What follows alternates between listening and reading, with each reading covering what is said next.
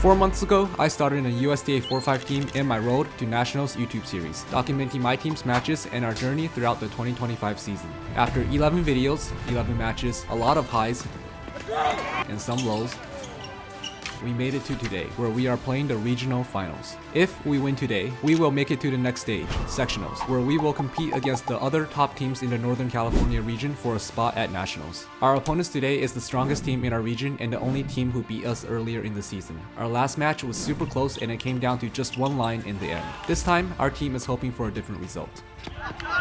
Right now, we are currently up 1-0 following my singles match from the last video, and this video will feature the rest of our matches. Can we get the win and book our tickets to sectionals? Let's find out in this video.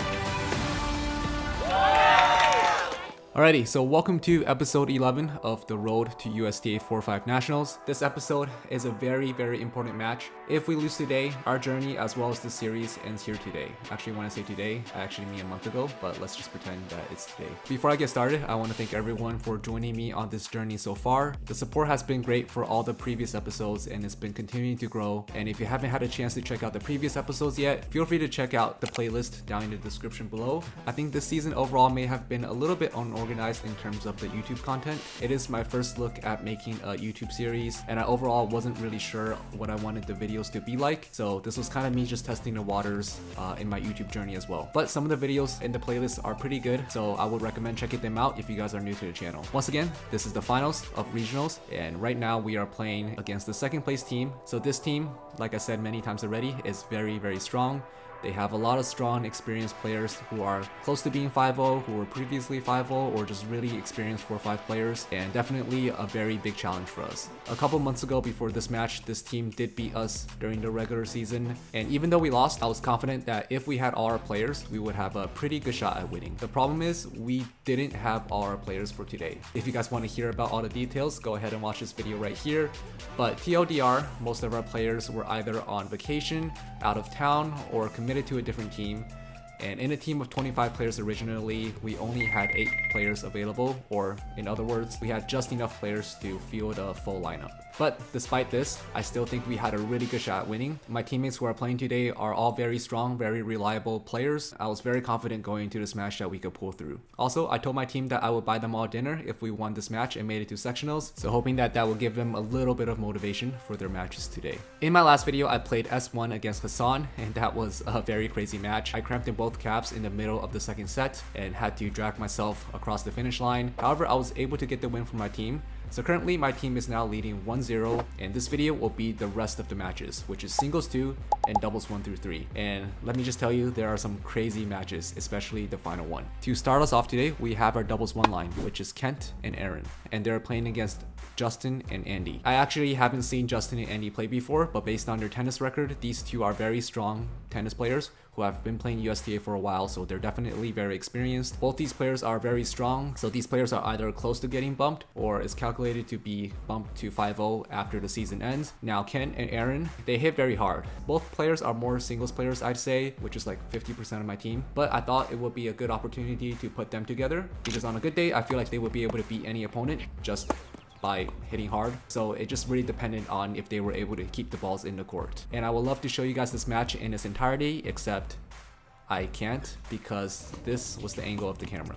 Let me just quickly give you guys a rundown of what happened in this match. Kent and Aaron played some really great tennis and took it to a third set. Aaron and Kent hit pretty hard, so they definitely gave their opponents a lot of trouble. But in the end, I think the experience from the other two players allowed them to get used to Kent and Aaron's pace, and Kent and Aaron fall just short in the third set. But honestly, I think it was a very impressive result from both of them. But with that loss, our team is now tied at 1-1 with 3 more matches left to be played. So the next match is singles 2. 2, and is played by Efan from my team against Zach. So yeah, Efan's a good player.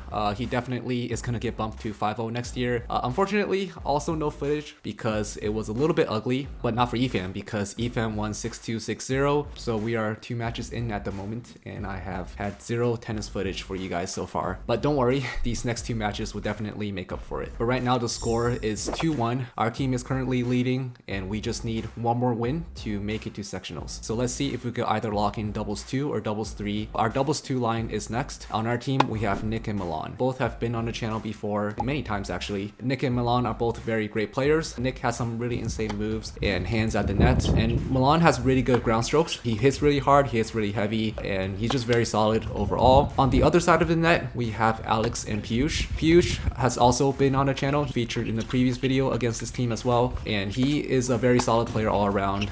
Very nice one-handed backhand. Now, I haven't seen Alex play before. Just from looking at his racket, I could tell that he is a very tricky player. If you guys just look at the head size, it is massive. It is one of the rackets with the biggest head sizes on the market right now, and with that racket, pretty much he just has really insane touch. Whatever ball you hit at him, he's just able to deflect it right back at you, so it is pretty good at neutralizing heavy hitters like Nick and Milan, so that's definitely going to be a challenge for both of them. And from just editing and watching this match back, Alex was definitely a very tricky opponent to play against, definitely very annoying to play against in doubles, but Nick and Milan are great players, and let's see how they do.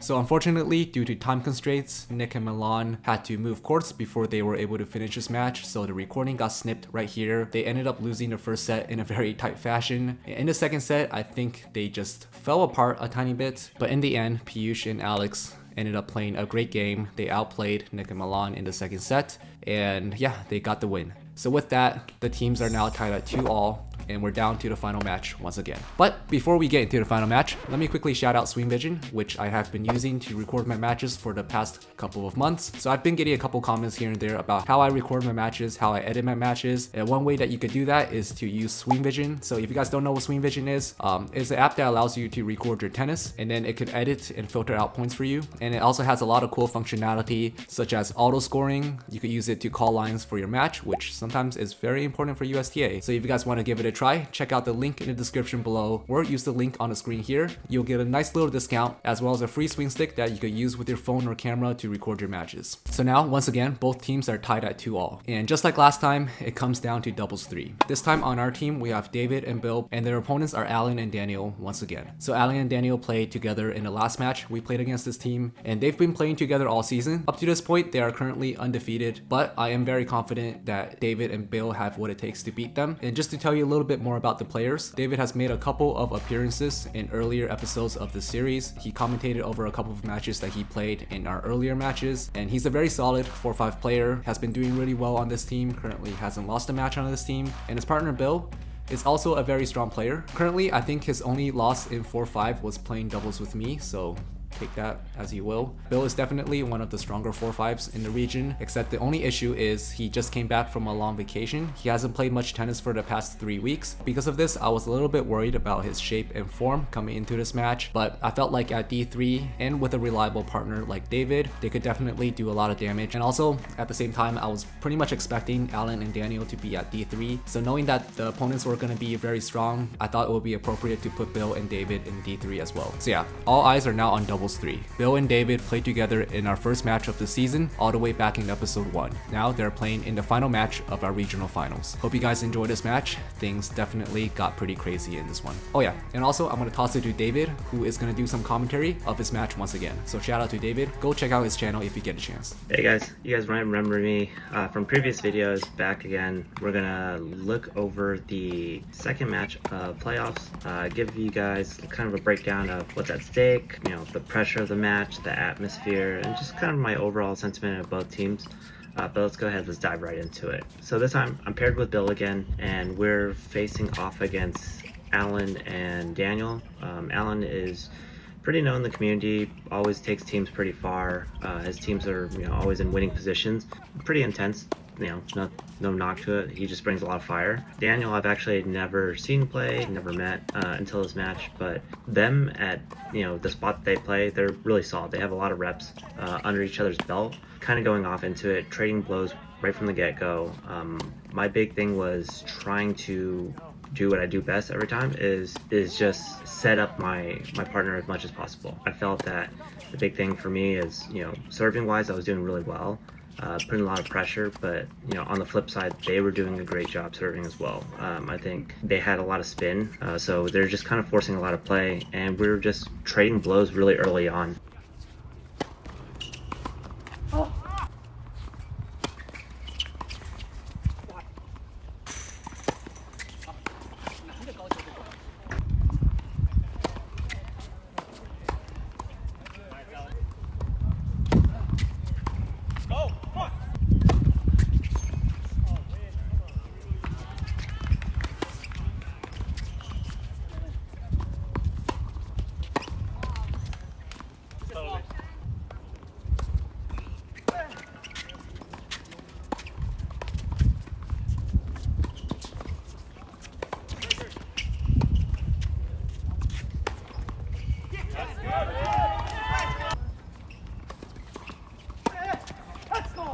The atmosphere, I want to touch base on that, but that's going to be something you'll actually see in the third set, just, how much both sides really wanted it. You'll see from both standpoints how, aggressive, I would say, but just like how much each point kind of meant to both sides. So they were really fired up in that regard. But personally, from my standpoint, I felt that, I didn't feel any pressure. I knew that this was going to be a match where this was the decider itself. I felt no pressure. I want to be in these situations, so I wanted to clutch. And there was this period in the set where we're right here, we're at 2-3, 30 all. And I was just kind of going on a string of just overplaying, trying to do too much. And this is where, the match continues to seesaw.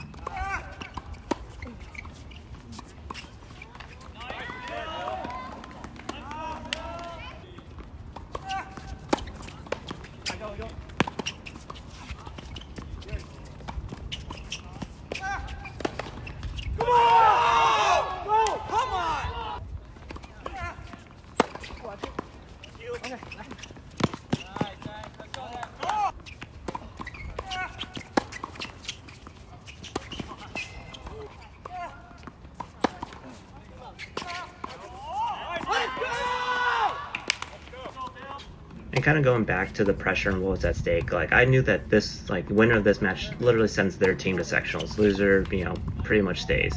And for the most part of this match, I felt like I was pretty rock solid, doing what I need to do. Like the one part early in that first set, I was just probably having a hard time just being consistent with the returns. That's one thing I found in singles is a little bit easier, where you could just kind of bunt a serve back. And here, in doubles, you're really trying to put it into a position where it's not being attacked, but then also feeling like you're putting enough pressure, especially I think at the rec level, it's pretty easy to lose serve and to feel that pressure.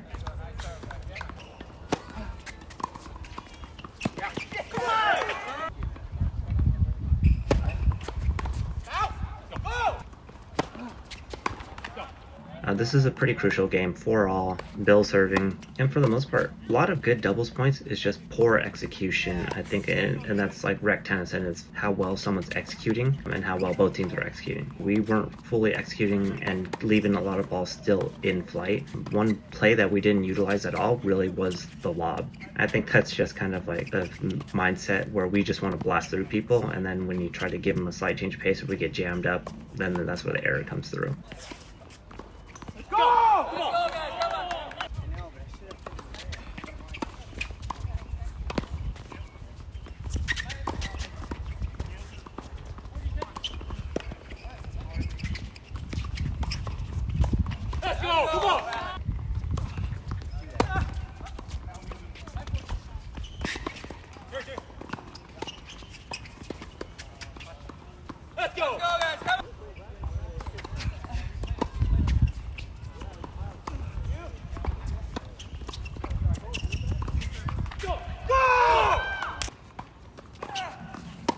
So they go up, I miss another return.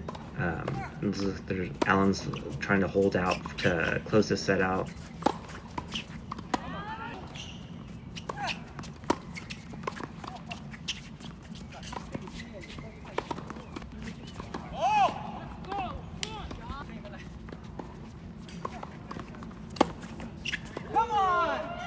But as you can see, every game is at least going to 30 all. Like, we're forcing it. Here we go, we have a break chance.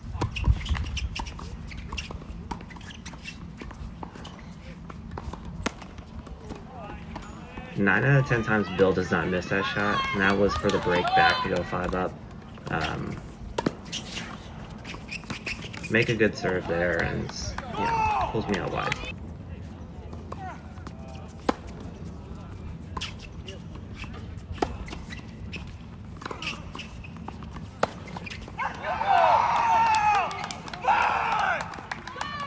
Fired up. Alright, so starting off with this set, it's, nonetheless the same thing. I felt like I was serving well, so I was just going to keep applying the pressure. Early on, I felt like this set we were really turning up the pressure, especially since they switched sides and let Alan serve first. Them as a team is super strong. They have a lot of reps together, and they just kind of know how to orchestrate putting a lot of pressure.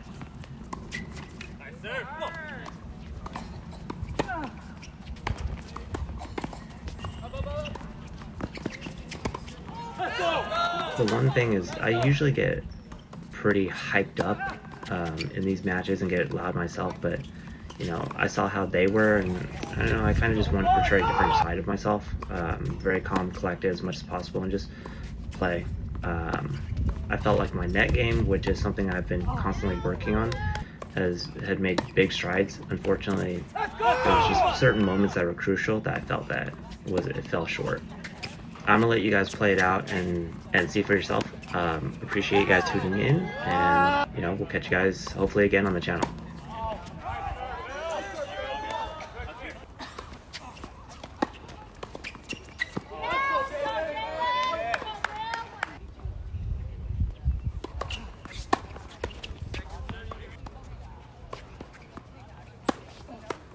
Come on.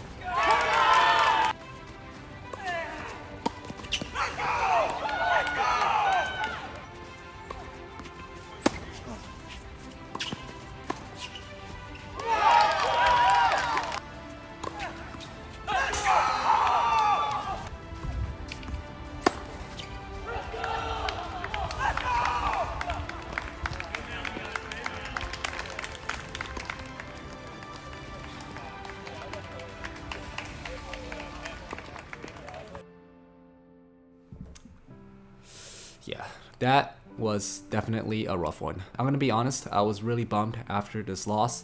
It's been over a month, but I still remember exactly how I felt, and I clearly remember just being a little bit disappointed. Definitely really wanted to win. I think a big part of me was very confident, a little bit overconfident about my team, about how they could pull off the win, and I just wasn't really expecting a loss until it came close to it.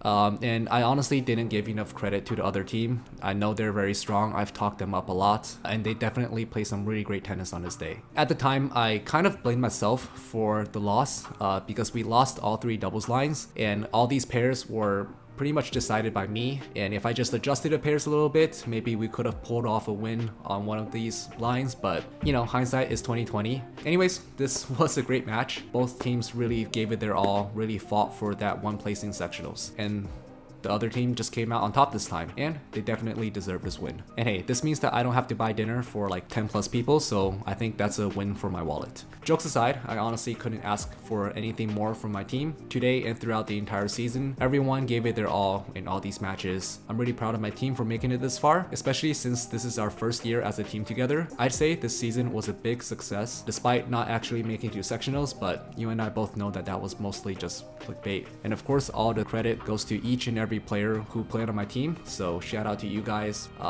Thank you. Thank you for joining my team, playing great tennis, being great people, and just making my first time captaining in USTA super easy and drama-free and stress-free for the most part. I was definitely a little bit stressed trying to put a lineup together for this match. Honestly, a little drama might have been nice for the content, but there was none this year. Maybe next year there will be some drama, who knows. But overall, I'm very happy to have put together this team to be able to compete with a bunch of my friends and just have fun in USTA. But yeah, this is where our journey ends. My team lost in the regional finals, and we get knocked out in our journey to nationals. But there will be a next year, and you know damn well I will be back, maybe with 5 tripods this time, because some of the angles in these videos were pretty bad. Anyways, I hope you guys enjoyed this video. Thank you guys for following me on this journey. If you guys did enjoy this video, be sure to leave a like, comment, as well as hit that sub button if you guys want to stick around and see more tennis content. Thank you guys once again for following us on our journey to USTA 4.5 nationals. I apologize for it ending so soon. We couldn't make it there this year. Really wish we were able to make it to sectionals at least, but I guess this is where the story ends this time around.